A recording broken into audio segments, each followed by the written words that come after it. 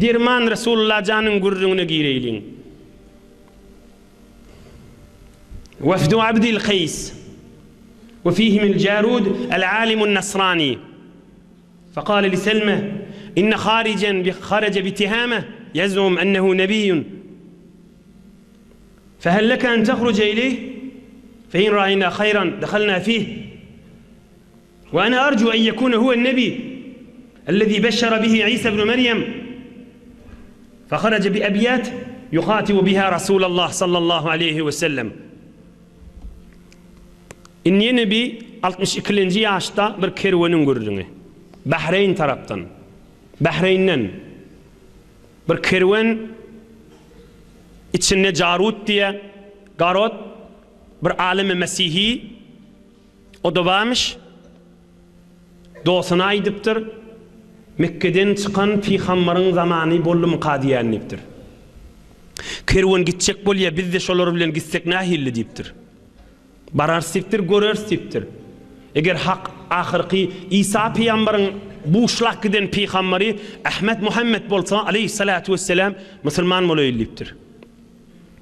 İnşallah mena umid ediyen şodur deyiptir. Medine'de olmalış mahalliptir. Himme alamatlar aydılışı şo olmalıptır. Hulasa şu kervan menen qaydiyalar. Peygamberimiz aleyhissalatu vesselam sahabaları bilen gurrunde şolt turanmıştık Medine-i Münevvere'de. O kervanne Medine'ye yetip gelyenmiş. Peygamberimiz aleyhissalatu vesselam gurrunun kesakana aydıptır. Bir gurrun aydıp duram hamana namazdan ya dehretten ya ahlaktan ya bir edip terbiyet berip durmuştuk da sahabalarına. Gurrunun kesakana Peygamberimiz näme deyiptir? Seyetluhu aleykum min hahuna rakbun hum hayru ehlil meşrik. Peygamberimiz aydıptır, ey sahabalarım deyiptir. Günnoğur taraftan bir qova adamlar geliyor, işte içkin gelir görünürler deyiptir. Günnoğur taraftan bir qova adamlar geliyor, işte içkin gelecekler yeterler deyiptir. Allah kursa ona koyutturdu hak Resulullah. Faqama Umar radıyallahu anh nahva maqdamihim. Hazreti Ömer turakana şolan gelacak taraflarına gaşiyin yürüyüp uğra verttir. Näme Resulullah aýdypty alan bir kerwan geler diýip. Öýlerinden çykyň, göreýin gowa adamlar bolmaly Peygamberimiz öýde olar gelmäkäler. Hazreti Ömer öýlerine gaşiyin çykyp uğra verttir. Görse oňa çeli bir kerwan öýünden çykypdyr Hazreti Ömer'in. Faqala radiyallahu anh menil qawm? Qalu Beni Abdul Qays. Salamlaşıptır, hal ahval etiptir. Siz kim bolýaňyz diýipdir Hazreti Ömer. Olar aýdypdyr, biz Bahreyn'den Abdul Qays'ın aktyk çoğuluklar diýipdir. Benu Abdul Qays biz diýipdir. Onu Peygamberimiz aleyhissalatu vesselam ýaňja siz agzady diýipdir. Bir kawm geljek, imanly adamlary geljek diýip size öýdi diýipdir. Aham bir mejik inşallah bilen ýürüp geliveriň diýipdir. Ola kerwanyň düşmäni ine asıl gerek gurrunmada yetip geliyes. Kervanın düşmani Hazreti Ömer olar sürüp alıp qaytypdyr, geliverin deyip ta hak Resulullah aleyhissalatu vesselam halha görünüpdi. Bir mefasıla ba. Aham Hazreti Ömer aýdypdyr, "Hâzâ sahibukum ellezî turidûnehu" aleyhissalatu vesselam. Muhammed Peygamber aleyhisselam siz istekleriniz halha şu duran Peygamber deyipdir. Hâzâ sahibukum ellezî turidûnehu. Siz hak Resulullah deyip Medine'ye gelýäňiz halha hak Resulullah şu deyipdir. Faramal qawmu bi anfusihim an rakâibihim bi bâbil mescid bi siyâbi seferihim. Ohum şu kavm büküşüp düýelerinin atlarından zyňşyp hemmesi ýortuşyp ograpdyrlar. Bir nefer şolaň içinde iň ýaş kiçiti bir jowan, hakylly, edipli, halim, mehriban, sengin, muaddep şolaň içindeki büküp düşmänlerde hawlukmanjyk düşüpdir. Başga hemmeti ýortup, toğlanşyp, ýykylşyp hak Resulullah aleyhissalatu vesselam'ın elinin ayağından okşaşıptırlar. Ama hak Resulullah'ın mübarek gözü o cavan oğlanlamış. وكان فيهم عبد الله ابن عوف الأشج وهو أصغرهم سنا. Ama içinde en yaş keçisi bir cavan oğlanmamış. Ol düşüptür.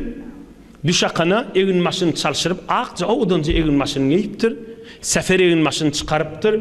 Dükkan satsan olan zatlarını yığınlaştırıp bir yerde koyuptur. Ohum yu ışığa çıktın edip bilen Resulullah Aleyhisselam'ı kaşın oğrab Esselamu aleyk ya Resulallah deyip elinden okşaptır. Edipli, halim, mihriban adammış. Eğer halim, mihriban bulmasa kıyırırdı olur. Hey ne etip paryanı zattır eppeştir deyip onu deyimendir. Aslında onu eppir paryanı da deyimendir. Mihriban adammış. Öz zatları yığınlaştırıp, yüklü zatları bir yerde koyuşturup, bir görtüp, bu ne mi? Dükkan satsan deydirmendir. Kavmunun avrayını saklaptır. Ohum Resulullah Aleyhisselam'ın mübarek elinin okşap, Allah'ın sonra Peygamberimiz näme deyipdir? Aleyhissalatu vesselam. İnne fike halleteyni yuhibbuhuma Allahu Teala ve Resuluhu sallallahu aleyhi ve sellem.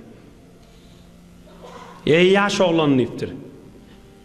Senin iki kılık ba, şu kılığı Huday da gavvariya, Peygamber da gavvariya deyipdir. El-hilmu vel-enat. Biri sen bitir mihriban adam, halim adam. Hiç bunun yüzünden kıyırıp kalmağala salmadın deyiptir. Utanmayan mı? Ne etip var ya? Hem işmağa koydun demedin deyiptir. Aslan karşını da çıtmedin deyiptir. Bitir mihriban adam. Şıkkılığını Huday gavvariya deyiptir. Bir de vel-enat. Sen cahil adam deyiptir. Sen bitir cahil adam deyiptir. Şu cahilliği Huday qavur yenir deyiptir. İnşallah qav hıtmatını açıklap vererin inşallah. Buyurun. Neciri ol ya adam Resulullah'ını gördü yıkışıp barcak diyecek de inşallah alan içinin sırrını ilmini hıtmatını da yetirerin. Sen bir mihriban adam, bir de sen cahil adam deyiptir. Oğlum ol muatteba adam aydıptır. Ya Resulallah atakallak bihima emillahu azze ve celle cebeleni aleyhima. Şimdi mihriban min hevr cahili şunu men ödüm zahmet çekip alıptırın mı ya odul kuruluşumda Huday men şeyle yaradıptır mı? Şunu men zahmet çekip ödüm cahili olup ödüm hoş ahlak boluptırın mı? Ya da odul Huday men ödüm şeyle yaradıptır mı? Tabiatı mı? Kuruluşu mu? Onun Resulullah cana ediptir. La. Belillahu azze ve celle cebeleke aleyhime. Yok deyiptir. Sen özün zahmet çıkıp alana Huday sen odol şeyle yaratıptır deyiptir. Bir adamlar var, hamanı odol malı var. Bir adamlar var, malın idinine geliyor. Bir adamlar var, hamana malı bol şiyanık, bir evliyalar, bir peygamberler, Yahya peygamber yani. Huday dünyaya gelinine alım verdir. Ama bir adamlar var ya ilmin izinine gizmeli oluyorlar. Bir adamlar var tabiatı, odul Huday şunu yumuşak yaradıptır. Bir adamlar var tabiatı qaharcan yumuşak edecek bulup zahmet çekmeli. Şimdi bir sualın aliye hayönü. Olur Huday yumuşak yaradan olsa o necire oluyor, onu rahat olur sokakkadan ya diyecek de o cile değerler. On cevabı şey, bir adama Huday Teala doğru tabiatına yumuşaklık koyuptur. Şu yumuşaklığı bilen soğa işetse sen aydiyanın doğru. Eğer yumuşaklığından su istifade etti, günah işetse onun yumuşaklığı onun zererine varıp düşüyor. Eğer mihribanlığı bilen günah işe istifade etse bu olmadı. Biz bir adamlar var, o da yumuşak, Huday yumuşak yaradıptır. O yumuşaklığı bilen soğa iş etmeli. Dini çekmeli adamları, Hudayın ışkına çekmeli, adamların muhabbetini çekmeli, ağzı birliğe çekmeli. Yine o adam aydıptır ya Resulullah, men şimdi ödüm kazanan adam mı, ya men Huday odol yarattı. Yok deyiptir, sen Huday odol yarattır. Odol sen Huday yarattığında sen yumuşak yaratıptır. O adam da elhamdülillah, Huday'a çok şükür diyen deyiptir. O hem Peygamberimiz aleyhissalatu vesselam, onlara din, Müslümançılık, bir tofor dinin büyürüklerine öğretiptir. 15 dağıda vaktimiz var, 10 daqiqa inşallah 10 daqiqa qavcıttan dindalin ahirini kamile değil görürün. Aham Peygamberimiz aydıptır. نهاهم عن الدباء والحنتم والمزفت والنقير. Peygamberimiz aýdypdyr, ýurduňyzda başlaň arak içilýän gaplar bilen inniklap suw içämäň diýipdir. Arak içilýän gaplar bilen suw içmäň diýipdir. İstifade etmäň diýipdir. Hamr Allah haram etdi, meşrup haramy Allah haram etdi, şoň gaplaryndan istifade etmäň diýipdir. Toşak goýjak, ya sirke goýjak, ya suw goýjak, ya murabba goýjak diýip golaýyndan barmaň diýipdir. Bir kulli garsyn diýipdir. Olar aýdypdyr, ya Resulallah, inna ardana kesiratul jirdan. Qala sallallahu aleyhi ve sellem, ve in akalahal jirdan, ve in akalahal jirdan, ve in akalahal jirdan. Üç gaýtar aýdypdyr Peygamber. Ya Resulallah, biz o gaplardan suw içmesek diýipdir, bir meşiklimizi girden ýa diýipdir. Sıçan ýa biziň ýurdumyzda girden sıçan biterkän diýipdir. Şo kowmyň biri. Peygamberimiz aýtdyr, girden sıçan dargasda da şo gaplardan suw içmäň diýipdir. Öz gabyňyzy ýokarrak dysyrdan goýuň, girden sıçan degmeli ýaledin, o taýynyň gamyny özüňiz diýiň diýipdir. Ve in akalahal jirdan. Şo girden şonu sıçan dargatsa da şondan barmaň diýipdir. Arak içilýän gaplardan suw içmäň diýipdir. Muň üstünde fuqahalaň, ulukon ulamalyň gurrunlerken oň içine men girjek däl. Oňa Peygamberimiz näme diýipdir? Fekaanni bikum iza şeribtum fin naqir qama ba'dukum ila ba'd bis-suyuf. Men näsiziň araňyzda da gezip birenä ýalypdyr. Peygamberimiz şey diýär, näme diýär? Men näsiziň araňyzda gezip biren ýalylaryny, şoň üçin näki zady içip, başyňyza aýlanyp, hakyllan çaşyp, eliňizi gyljalyp, bir-biriňiň aýagyňyzdan urunna ýalylar sizi. Gaýtaýdyň.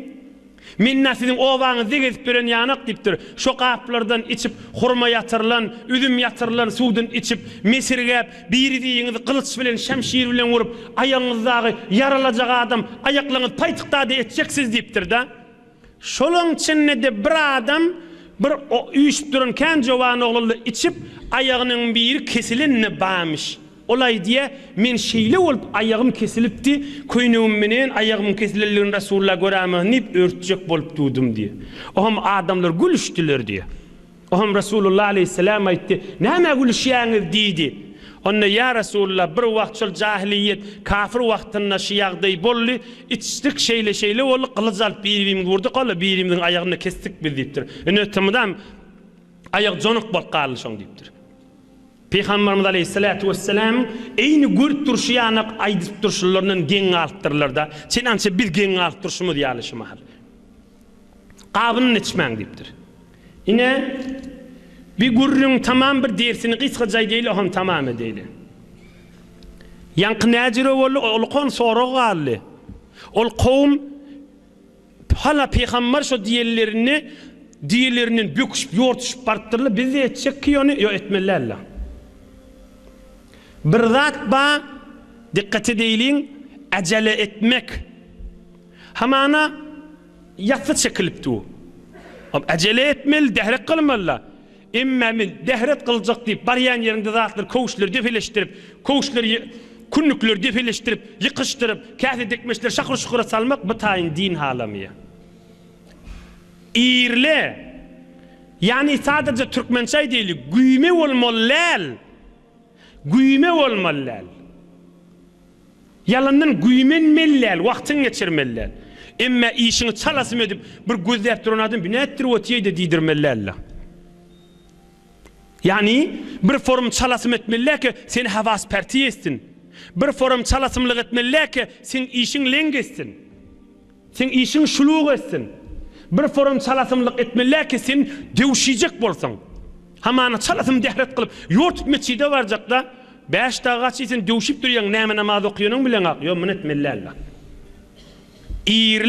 İrrek çörüňüş, güýme bolma, emma çalasym da bolma. Ine yanka adamlaryň iştibasy näme? Bir egin maşyny arassalap, zatlaryny gaýymlap, ýöne bir zat bar, güýmenmeliler. Dogry Resulullah barmaly, güýmenmeliler. Emma öz muaddab, cesur bolmalylar, türkmençe süssek bolmalylar, wasır bolmalylar, gönce muattepçe yığnagylca işine gitmeli. Yığnagylca gitmeli. Ine misalını aytyp bereyim. Kana Eyyub iza sa'alahu as-sa'il qala lahu a'id fa in 'ada as-su'al kama sa'alahu anhu awwalan ajabahu. Ama mağzamın zamanını vur çoğur alınmamıştık ona Hazreti Eyyub Sahtiyani diyelim. Onun bir sual soranına Hav Luqmancık qaytayt diyenmiştik. Hav Luqmancık qayta sonra diyenmiştik. Mahur muhrasalp menen zat sorama diyenmiştik. Hav Luqmancık qaytayt diyenmiştik. Ünkü yancık denge tekrar edip aysa oham sorağına cevap berýänmişdik. Ine sana bir sual piş gelenini evlenmeyeni barıp soramalı. Emma basım jogabyň biljek bolup mahur muhrasal soramallar ansatjak gurrun. Yeni bir misalını aýdyn. Beynema nahnu nusalli ma Rasulillah sallallahu aleyhi ve sellem. Bir gün peygamberimiz imammış 3-4 nefer namaza giyjak alıp yortuşup gelip üýüpdirler. Peygamberimiz salam beripdir. Nämolla ýa güfür şakyr boldy mescidiňçi diýipdir. Onda ya Resulullah biz ittik diýipdir. Namazy ýetişik bolup salatymrak geldik diýipdirler. Peygamberimiz näme diýipdir? Fela tefalu. Indemeýle giyjak alsaňyz da beýtden edip biljek aýdyň namaza gaşyn diýipdir. Fema adraktum fasallu ve ma sabaqakum fa'timu. Nämiş galwa ýetişseňiz de okuyorsunuz, ýetişmeseňiz de qadasyny alarsyňyz da sogabyny alýaňyz diýipdir. Güfür şakyr etmäň diýipdir. Görünüp duranda hatta güfür şakyr etseň evvel özüňe derer. Döwşip näme okuýanyny bilmeýän, iki rekat okuýança. Şaýat salam berýänçe. Okyp duralaň hemmesiniň fikri harap bolýar. Ýortup gelýär, dünk edip Rasulullah aleyhisselam şunu etmäň diýipdir. Oturalaň, okyp duralaň hemmesiniň fikri harap bolýar. Özüniň de fikri harap bolýar. Namaz diýäniňe Allahyň huzuruna durmak. Oham birje sorag gelýär. Imam köplerçe hemmemiziň soragymyzçy. Imam rukuda bolsa näme? Barp ýetişajak bolýanda. Imam rukuda sen barp uýajak bolýan rekeden galmaz ýaly. Geleliň fiqh Hanefiýe. Qala al-Imam Muhammad Abu Hanifan şagirdi aýtdy. Ve yu'maru men adraka al-qawma ruku'an an ya'tiya wa alayhi as-sakina wa la yu'ajjil fi as-salah hatta yasila ila as-saff. فما أدرك مع الإمام صلى بالسكينة وما فاته قضى كذا في بدايا السنايا. فقهنا في ده شيله. أبو هنيفان شاگردنا مديا. أمام أعظمن شاگرد. أمام ركوده والصدية.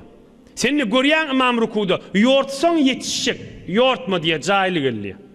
Ýetişseň ýetişdiň. Ýetişmeseň bir rekadyň qadasyny al, näme işgali bar diýe. Imam rukuda da bolsa ýortma diýipdir. Sogabyň alýaň da ýöne.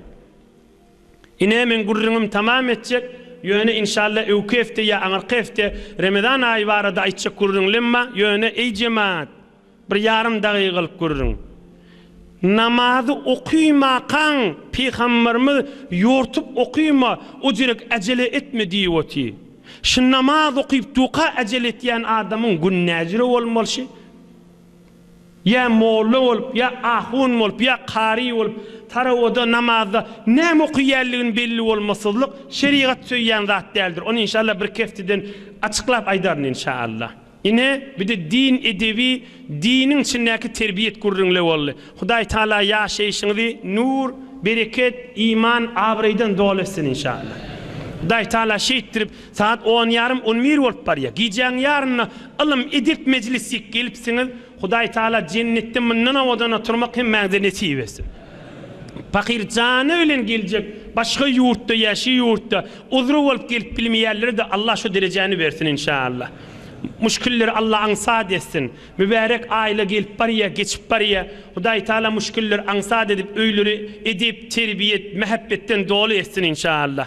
Bir alhamdülillah, vallahu okuyup, ilgun vatanımıza dua edelim.